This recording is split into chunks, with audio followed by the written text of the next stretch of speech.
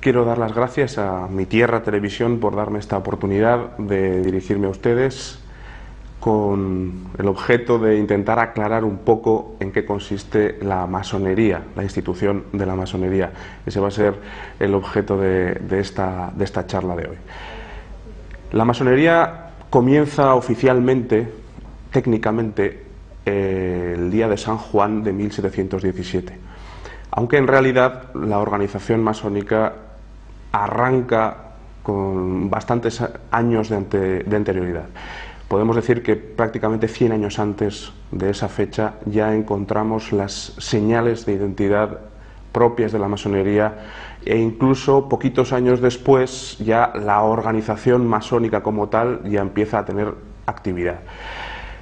Sin embargo, la fecha de 1717 sigue siendo muy importante porque significa el punto de arranque de la gran difusión moderna de la masonería. El intento que abordamos de arrojar un poquito de luz, de claridad sobre la masonería, lo vamos a estructurar en tres pilares. Uno primero, si se quiere, que tiene que ver con las premisas, en las cuales vamos a intentar descartar ciertas aproximaciones, ciertos enfoques típicos respecto al fenómeno de la masonería que, lejos de arrojar luz, distorsionan, a mi modo de ver, la comprensión del fenómeno. En un segundo momento abordaremos la esencia de la masonería, si es que la tiene. Y en un tercer momento, probablemente el más importante, estudiaremos qué relación tiene la masonería tanto con la ley natural como con la moral cristiana, es decir, qué valoración nos merece una institución como la masonería desde el punto de vista de la moral natural y desde el punto de vista de la moral revelada. En cuanto a la premisa, existe una serie de puntos firmes o bastante arraigados entre la literatura típicamente antimasónica, que es la de asignar a la masonería algunas realidades que, insisto, a mi modo de ver, están poco probadas y que, lejos de ayudarnos a comprender la profundidad o la gravedad del fenómeno, entiendo que arrojan, digamos que ponen nuestra atención, fijan nuestra atención en puntos, en todo caso, secundarios, aunque puede darse que en algunos casos sean reales, y sobre todo puntos no esenciales, no compartidos por toda la masonería. Y me estoy refiriendo a lo que cierta literatura también ha denominado los mitos de la antimasonería clásica. Estos mitos son básicamente la supuesta existencia de unos superiores desconocidos radicalmente distintos a los masones oficiales, es decir, que habría una masonería actuante, visible en cierto grado, aunque ciertamente con una tendencia al secretismo, pero que incluso los masones como tal no serían conscientes profundamente de la identidad de la asociación a la que pertenecen y que en realidad estarían siendo manejados por unos superiores desconocidos que ni ellos mismos sabrían quiénes son y que son quienes, digamos, dan las consignas. El segundo gran mito, muy relacionado con este primero, es el de la conspiración universal, la práctica herramienta de atribución sistemática de la paternidad masónica de todas las revoluciones o de todas las conspiraciones. Y el tercero, no tan extendido, pero también ciertamente un punto firme en cierta literatura, es la práctica o la acusación de que dentro de las logias se realizan cultos satánicos o adoraciones a divinidades extrañas. Estos tres pilares han constituido, aunque no la esencia, es verdad, pero han estado muchas veces presentes en muchas obras antimasónicas, que han abordado el fenómeno de la masonería desde un punto de vista crítico, como lo estamos haciendo en este momento, pero apoyándose en estas herramientas que vamos a ver someramente qué tipo de garantías nos ofrecen. El primer problema que yo veo a este tipo de presupuestos es que nos ponen delante de un problema básico, que es el de probarlos. Nadie hasta la fecha, ha podido ofrecer una prueba directa de la existencia de los superiores masónicos desconocidos, una especie como de centro universal de la masonería que estaría permanentemente oculta y en la cual se maquinarían las decisiones que luego se van a transmitir a todas las diferentes obediencias y logias, así como tampoco se ha llegado a sintetizar una ley o una clave que asigne a la masonería una paternidad universal de todas las revoluciones, y mucho menos las supuestas prácticas luciferinas o satanistas dentro de la logia. Sería muy prolijo hacer un rastreo del origen de estas explicaciones, pero, insisto, el primer problema grave que nos plantean es que es muy difícil probarlas. Tan es así que muchísimos masones que han abandonado la logia, que han ocupado en la masonería puestos de gran relevancia, incluso los puestos máximos de la masonería, de la responsabilidad dentro de algunas obediencias masónicas y sobre todo de las más importantes, habiendo abjurado de los principios masónicos y habiendo incluso habiéndose decidido a luchar contra la masonería, nunca han echado mano de estos argumentos, porque a ellos no les constaban de primera mano que fueran veraces.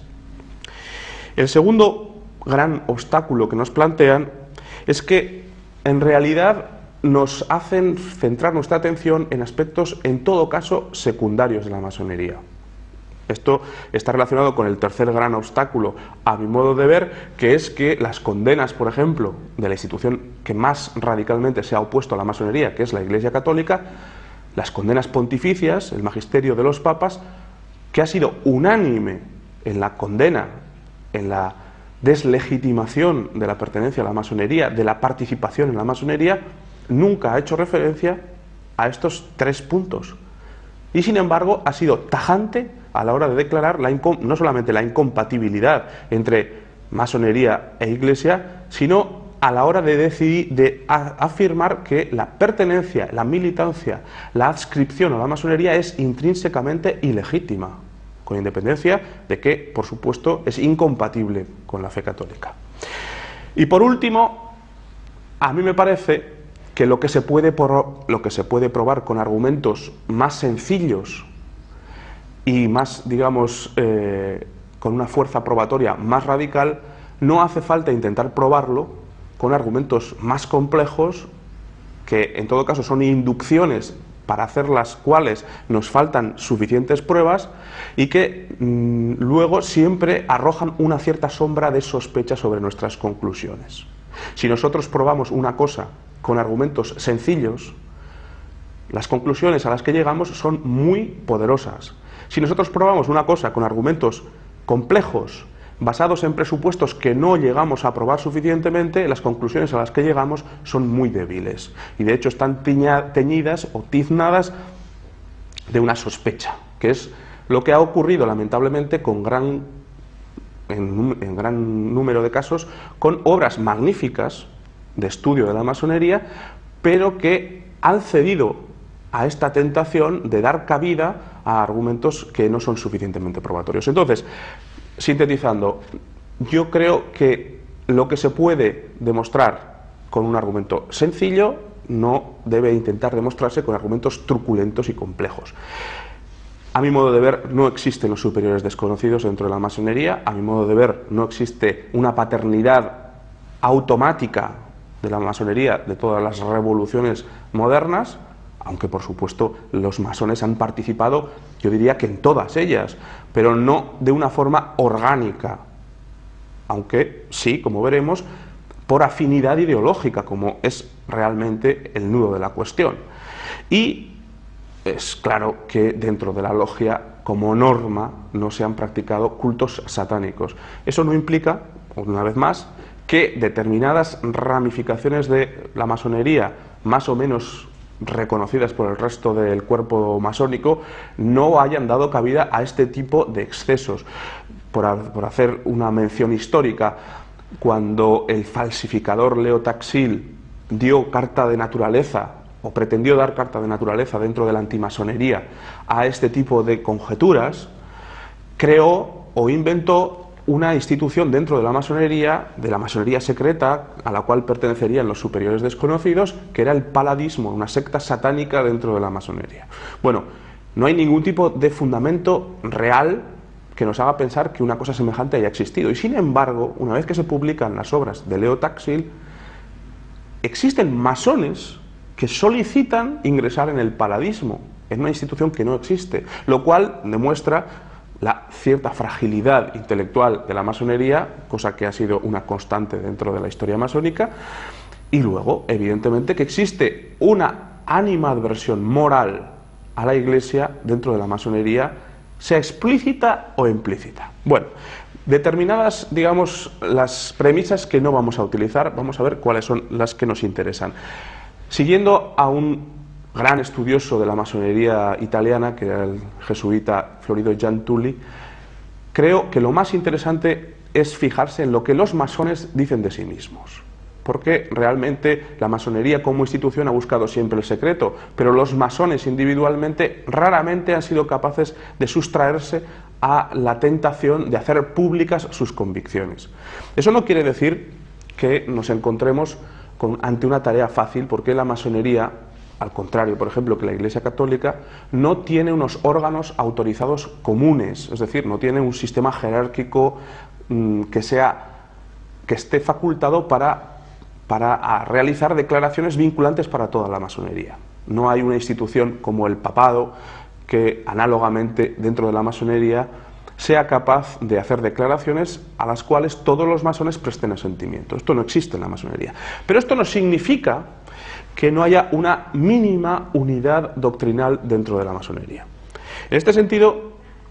el segundo punto al cual me quiero dedicar es cuál es la esencia doctrinal de la masonería,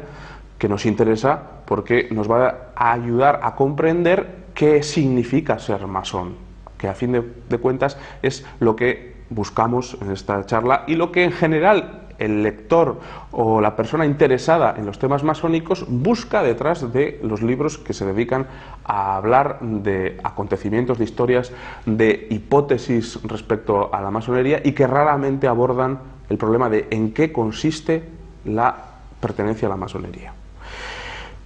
Hay un ex gran maestro del Gran Oriente de Italia, Massimo della Campa, que él continúa siendo masón actualmente, que acuñó una distinción, a mi modo de ver, clave a la hora de comprender la masonería y que supone una cierta concreción de muchas intuiciones que estaban flotando en el ambiente de la investigación masónica, pero que en sí misma nos va a abrir una puerta mucho más clara. Massimo della Campa, el gran maestro del Gran Oriente de Italia, dice que hay que distinguir entre lo que es la masonería organización y la masonería principios o la masonería doctrina. Es decir, una cosa es el hecho sociológico de las organizaciones múltiples masónicas y sus actividades, la pertenencia o no de determinadas personas a ellas, y otra cosa es aquella parte abstracta, intelectual, que comparten todos los masones por el mero hecho de ser masones, pertenezcan a una obediencia o a otra. La pregunta que surge inmediatamente es: ¿existe realmente una doctrina masónica compartida por todos los masones? Y yo me adelanto a decir que sí, aunque en discusiones personales con miembros de la masonería muchas veces me han intentado negar que exista una esencia doctrinal de la masonería. Es verdad que la esencia doctrinal de la masonería es muy peculiar, no es, digamos, positiva, sino negativa. No es un tipo de enseñanza que se practica en todas las logias, sino un tipo de enseñanza negativa que se comparte como presupuesto por todos los masones. Y me explico. Existe una gran división, por ejemplo, inicial, entre la masonería, digamos, de corte inglés, la autodenominada masonería regular, y la masonería de corte continental o llamada por los masones ingleses como masonería irregular. Ellos prefieren otro tipo de denominaciones como masonería liberal o masonería adogmática. En cualquier caso, la gran diferencia entre estos dos tipos de masonería es que supuestamente en la primera se exigiría una creencia a los candidatos que quieren trasponer el umbral de la logia, una creencia en un misterioso y enigmático gran arquitecto del universo, un ser supremo, así como la creencia en la inmortalidad del alma y algún tipo de adherencia o de adhesión a un libro sagrado. Este tipo de exigencias desaparecen radicalmente a finales del siglo XIX de las logias de tipo continental, lo que han sido llamados los grandes orientes. Bueno, a priori parecería que existe una masonería teísta que reconoce a Dios y una masonería agnóstica que no dice ni que sí ni que no. La mayor parte de los masones se declaran agnósticos dentro de la masonería irregular. Esto quiere decir, como pretenden muchos masones, que no existe tal esencia masónica o tal esencia doctrinal masónica. Pues yo creo que no. Yo creo que no, porque en realidad, si observamos con un poco de mayor detalle, la exigencia de las logias de tipo regular o inglés de que los adeptos a la masonería compartan una creencia en un indeterminado ser supremo o gran arquitecto del universo y en una inmortalidad del alma, lejos de suponer lo que puede aparentar suponer, en realidad es compatible con cualquier tipo de filosofía o principio filosófico que atribuya una u otra sustancia a la realidad. Es decir, históricamente ha habido masones agnósticos, masones ateos, que han cualificado dentro de lo que se llama la masonería regular, porque han atribuido el principio de todo a la materia. El ser supremo es la materia. No hay ningún tipo de entidad, insisto, autorizada para desautorizar a masones que quieran ser masones regulares y que consideren que el principio universal de la realidad es la materia. Como, por ejemplo, tampoco hubo en su momento ninguna institución que fuera capaz de evitar que el poeta italiano Carducci, él creyera que el ser supremo era Satanás, su famoso himno a Lucifer, himno a Satanás, que provocó un cierto escándalo dentro de los mismos masones, pero que él se encargó de explicar a sus hermanos masones cómo en Satanás él veía el principio de la luz, el principio de la racionalidad, y que por lo tanto su convicción cualificaba perfectamente con los principios de la logia. En ese caso, vuelvo a lo que son los principios esenciales de la masonería, que son principios negativos, es decir, en realidad no nos dice nada positivamente sobre qué es la realidad, pero sí nos dice indirectamente sobre cuál es la concepción del individuo, de la persona humana, tanto en la masonería regular como en la masonería irregular. Es decir, todos los masones en el fondo piensan, siguiendo la definición clásica de la masonería, que es un sistema especial o peculiar de moralidad, oculto en alegorías e ilustrado por símbolos. Esto es evidentemente una frase enigmática en sí misma, pero en realidad lo que viene a decir es que la masonería como tal es una escuela ética en la cual personas de distinto origen se asocian con vínculos de amistad para conseguir una mejora ética mutua, partiendo de una visión común del ser humano. ¿Cuál es esa visión común que está en el fondo de toda masonería sobre el ser humano? En realidad es una visión que la Iglesia ha denominado naturalismo. Es una visión que excluye el orden de lo sobrenatural dentro de los fines del ser humano. El ser humano, para alcanzar sus fines propios, no necesita recurrir al orden de lo sobrenatural, al orden de la intervención de Dios en la historia. No solamente eso, sino que en un sentido profundo, aunque la mayor parte de los masones regulares y algunos de los irregulares no están dispuestos a aceptarlo, no solamente excluyen la necesidad del orden sobrenatural, sino que excluyen la existencia del orden sobrenatural. Un masón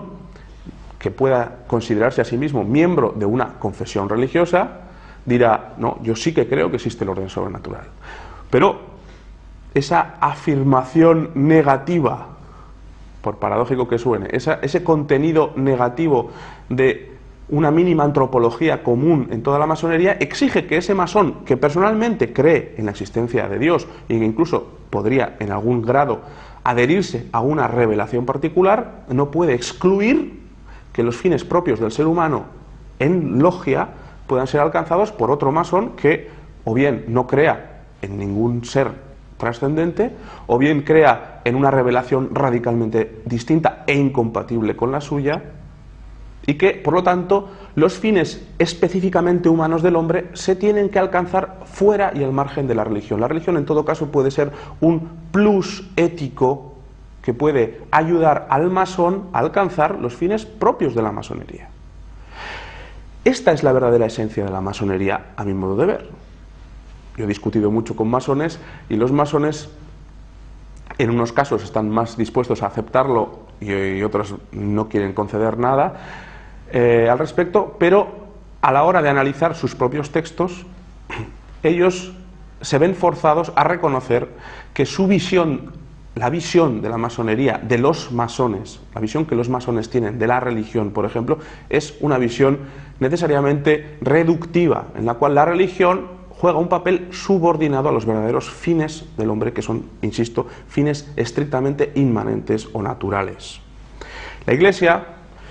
con eso entro en el tercer punto, y el para mí más importante, desde el mismo comienzo de la organización global de la masonería, es decir, desde 1717, poquitos años después, tenemos la primera bula de excomunión de los masones, se ha mantenido siempre constante en la condenación de la masonería. Y cuando nos encontramos con lo que es la Carta Magna de la antimasonería católica, que es la encíclica Humanum Genus de su santidad León XIII, ahí se describe la esencia de la masonería, como yo no puedo estar más que de acuerdo, como el naturalismo organizado. Es decir, lo que hemos descrito como esa concepción negativa del ser humano, una concepción que excluye que el fin del ser humano trascienda sus propias potencias, sus propias capacidades, que pueda tener un fin en Dios, en un Dios trascendente, es la esencia misma de la masonería. Como dirá el padre Fahey, la masonería se traduce filosóficamente como, el naturalismo de la masonería se traduce filosóficamente como racionalismo, es decir, una creencia en un poder ilimitado de conocer por parte de la razón humana, contradiciendo la experiencia que es asequible a cualquier ser humano. El masón va a creer que la razón humana es la única herramienta fiable de conocimiento universal. En el orden político, el naturalismo masónico se traduce en un laicismo que busca primero una radical separación de la Iglesia y del Estado, y en un segundo grado una subordinación, una funcionalidad de la Iglesia hacia el Estado, cosa que estamos viviendo, la apoteosis del laicismo, de un laicismo evidentemente de origen ilustrado y también de origen masónico. Y en un grado, digamos, político, social, la masonería aplicada, el naturalismo masónico, digamos que aplicado a la voluntad humana, se traduce en liberalismo también, liberalismo político. No existe ningún tipo de verdad política definitiva. Todas estas vertientes del naturalismo, todas estas traducciones del naturalismo, sea racionalismo extremo, sea laicismo, sea naturalismo, son, por un lado, incompatibles con la doctrina católica, pero por otro lado, lo cual me parece en este contexto incluso más interesante, dialécticamente, son contradictorios con la razón humana, con lo que la razón humana es capaz de conocer de la ley natural. ¿Por qué? Pues antes de centrarnos en la incompatibilidad intrínseca entre masonería e Iglesia, quisiera decir por qué la ley natural, la misma capacidad natural del ser humano de conocer sus obligaciones naturales, condena una institución como la masonería. Para empezar, toda criatura, no solamente el ser humano es capaz de racionalizar esta obligación, pero toda criatura estará obligada, por una ley intrínseca, natural, a conseguir sus fines propios. La única criatura que no tiene un fin propio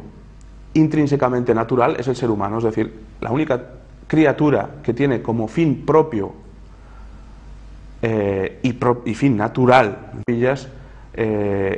adorar a Dios, es el ser humano. El ser humano puede percibir con las solas fuerzas de su razón con una reflexión inteligente, que su finalidad propia, la finalidad de su vida, trasciende simplemente la consecución de este o aquel objetivo y tiene que necesariamente alcanzar el conocimiento, bien que sea limitado, y la devoción, digamos, el culto de Dios. El ser humano no tiene un fin exclusivamente natural, o, si se quiere, el fin natural del ser humano es sobrenatural. En este sentido, me gustaría citar a Chesterton cuando él decía: si en el hombre quitamos lo sobrenatural, no nos queda lo natural, nos queda lo antinatural. ¿Y esto qué quiere decir? Que en realidad no tenemos dos fines jerarquizados, no tenemos un fin natural y un fin sobrenatural. Si no alcanzamos nuestro fin sobrenatural, la vida del hombre queda radical y esencialmente frustrada. Teológicamente esto se llama infierno, pero desde un punto de vista no teológico o no cristiano, sino desde un punto de vista estrictamente natural, un hombre que no se imponga la obligación de buscar a Dios y honrar a Dios es un hombre que no alcanza sus fines propios. Secundariamente, esa misma ley natural nos obliga a buscar el conocimiento de Dios. No solamente genéricamente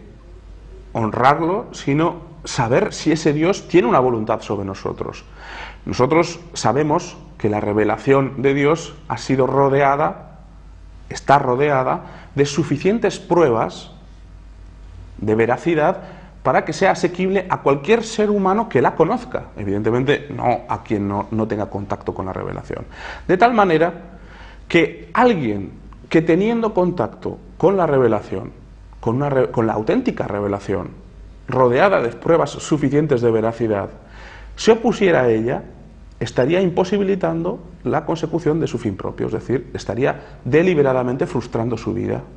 Segundo punto. Y tercer punto, que desde el punto de vista masónico a mí me parece el más importante, aunque es el menos importante en sí mismo. La masonería se presenta como escuela ética, es decir, como escuela de mejora del ser humano, como escuela de mejora y de progreso de la sociedad, del ser humano y de la sociedad. Para conseguir esas mejoras pretende no tener en cuenta lo que en palabras de Platón sería la ayuda revelada de un Dios, y en palabras de la Iglesia Católica, lo que es la revelación de Jesucristo. Pero claro, si nosotros pretendemos, violando aquellas nociones que la misma razón natural y que la misma ley natural nos permite comprender, es decir, que debemos buscar ante todo el fin propio del hombre, que es un fin que le trasciende, que va más allá del orden natural, que le proyecta hacia el orden sobrenatural, que afirma la existencia de un Dios creador. La existencia del Dios creador se puede afirmar simplemente con las luces de la razón y un uso ordenado de la moralidad. Si nosotros deliberadamente afirmamos que es posible construir una ciudad en la tierra en la que el hombre sea feliz, en la que la sociedad progrese de espaldas a su obligación principal en el orden natural, que es buscar a Dios, estaremos de entrada fracasando como seres humanos y como sociedad. Pero en un segundo grado estaremos imposibilitándonos para cumplir todo el resto de nuestras obligaciones morales. Ahora hago una aportación que es de experiencia, pero que tiene también una explicación teológica. El hombre no es capaz de permanecer mucho tiempo en su intención de hacer el bien si no recibe una ayuda de la gracia. Decía Ovidio aquello de veo lo mejor y lo quiero y sin embargo hago lo malo. Prácticamente adelantando las palabras que utilizará San Pablo y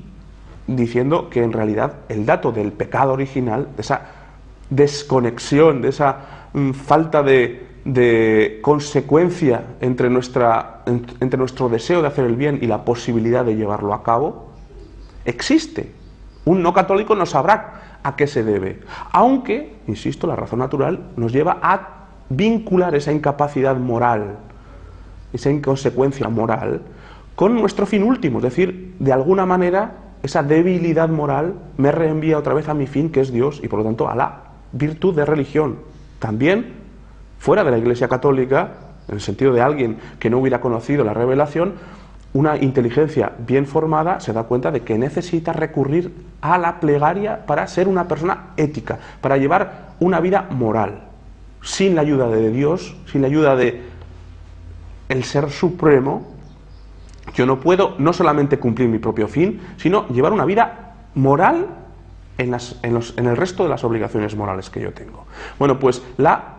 institución masónica pretende formar ciudadanos mejores y sociedades mejores,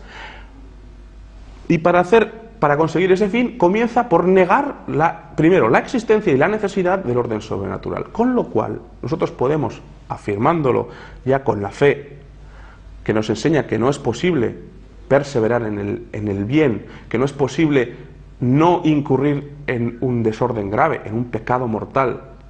si nosotros nos alejamos de los medios ordinarios de la gracia, si nosotros no recurrimos a la oración, si no recurrimos a los sacramentos, en la medida en que nosotros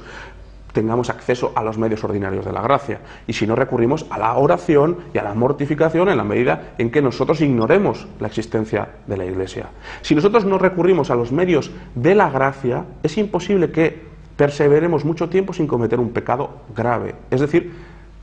por supuesto, en el orden sobrenatural, sin enemistarnos con Dios e imposibilitar nuestro fin. Y en el orden inferior, sin ser absolutamente desleales con nuestros semejantes. Ergo, la masonería nos propone ampulosa y pomposamente un sistema ético, pero previamente cercena las posibilidades de alcanzar una vida ética. A mí me parece que, por supuesto, y ya el tiempo apremia, podríamos pasar al desarrollo de las condenas pontificias de la masonería. Pero las condenas de la Iglesia, que por supuesto sacan a relucir todo el depósito de la revelación y cómo es intrínsecamente incompatible querer, una vez más, ser una persona buena o buscar una ordenación racional y pacífica de la sociedad, dando la espalda a Dios, y a Dios que ha entrado en la historia y que ha intervenido en la historia. Si nosotros, digamos que vamos a tener que prescindir de ese desarrollo, pero recordar una cosa, que todo el razonamiento de León XIII y de todos los papas, por supuesto que es dogmático, parte de la revelación, pero descansa sobre la razón natural, sobre la ley natural. Y por lo tanto, en última instancia, como argumento apologético, hace referencia a estos puntos que he mencionado. Voy a concluir. Espero haber arrojado algo de luz sobre la esencia de la masonería, y lo único que querría decir es que, siguiendo esta distinción de Máximo de la Campa entre masonería organización y masonería doctrina, si bien hoy prácticamente de forma universal la masonería organización, las masonerías organizaciones, se encuentran en un franco declive, las organizaciones no están viviendo su mejor momento ni en España, ni en Inglaterra, ni en Francia, aunque todavía tienen fuerza, la masonería como doctrina ha desbordado amplísimamente los límites de la logia y se encuentra constituyendo la médula de la vida social o insocial de la mayor parte de nuestros congéneres del mundo occidental. Y en muy alto grado, probablemente, la masonería, ese naturalismo, ese prescindir teórica y sobre todo de forma práctica de la necesidad del orden sobrenatural, se ha infiltrado en la mayor parte de nosotros. Nosotros hemos sido educados, hemos convivido, hemos respirado un ambiente naturalista, no solamente de forma individual, sino institucional y a través de la escuela y la televisión e incluso hoy en día de forma descarada a través de las leyes. Y nosotros no podemos pretender ser inmunes a una atmósfera absolutamente contaminada de naturalismo, que por supuesto es contraria a la revelación, pero es contraria a la ley natural. Cualquier persona medianamente razonable se da cuenta de que el naturalismo es contrario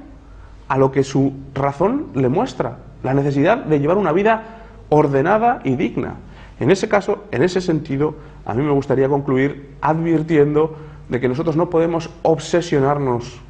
con una cierta antimasonería organizativa pensando quién es y quién no es masón, que yo creo que en la mayor parte de los casos obedece a especulaciones sin demasiado fundamento, pero lo que sí podemos realmente es estudiar, como a mí ha interesado estudiar en qué consiste la esencia de la masonería para darnos cuenta de que en gran medida nosotros incluso podemos ser o creernos antimasones y reproducir en nuestras vidas esquemas típicamente de doctrina masónica, es decir, crear espacios o una forma de vida que da la espalda a la necesidad de la gracia. Yo creo que por lo menos hay algunos elementos que ofrecen suficiente material para la meditación y espero haber aclarado algo, un poquito más, en qué consiste la esencia de la masonería y su incompatibilidad con la fe católica y con la razón natural. Muchas gracias.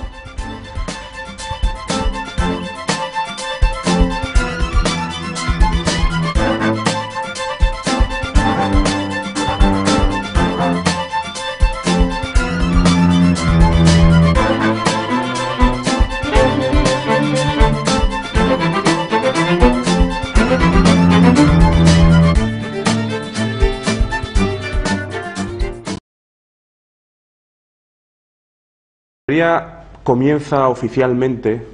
técnicamente, el día de San Juan de 1717, aunque en realidad la organización masónica arranca con bastantes años de anterioridad.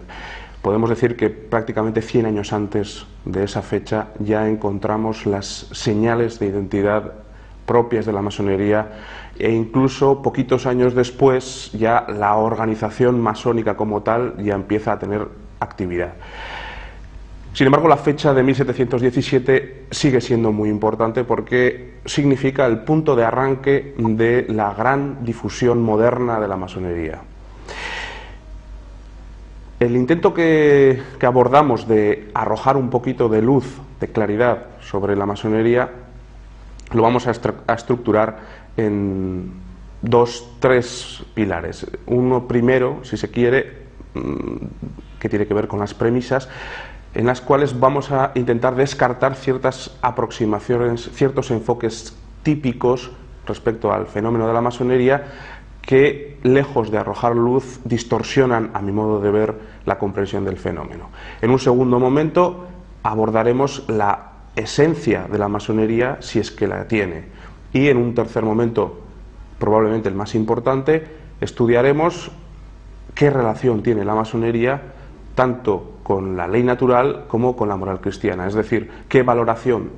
nos merece una institución como la masonería desde el punto de vista de la moral natural y desde el punto de vista de la moral revelada. En cuanto a la premisa, existe una serie de puntos firmes o bastante arraigados entre la literatura típicamente antimasónica, que es la de asignar a la masonería algunas realidades que, insisto, a mi modo de ver,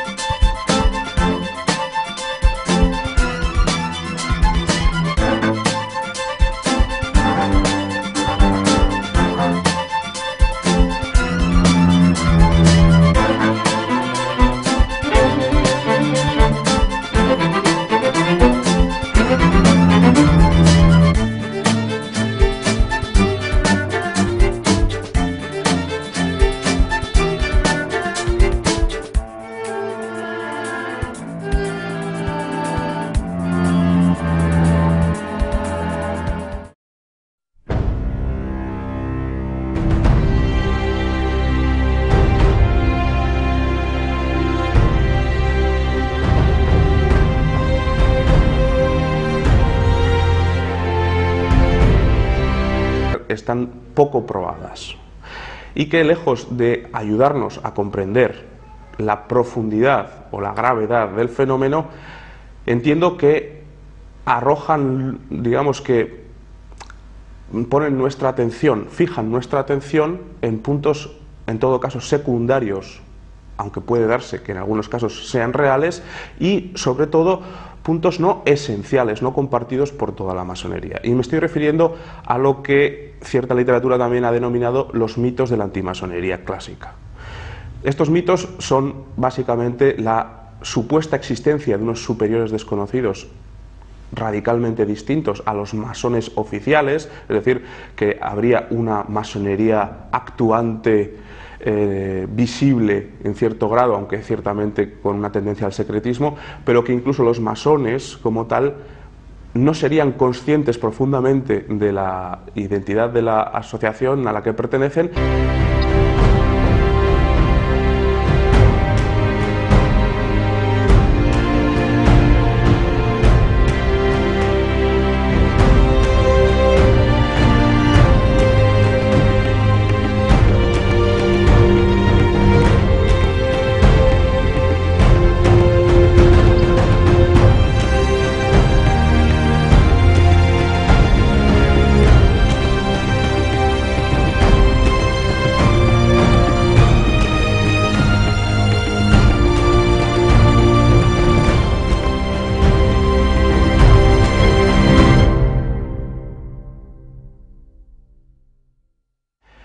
Quiero dar las gracias a Mi Tierra Televisión por darme esta oportunidad de dirigirme a ustedes